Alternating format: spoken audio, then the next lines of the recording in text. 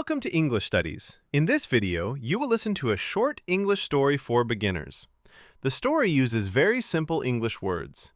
This story will help you improve your listening and reading. Listen carefully and repeat after me if you can.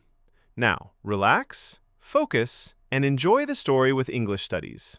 Here is a simple English story for beginners. The New Student. Tom is a new student. He is from a small town. Tom wants to learn English. Every morning, Tom wakes up early. He reads simple English words. He listens to English songs. At school, Tom is shy. He does not speak much, but he listens carefully.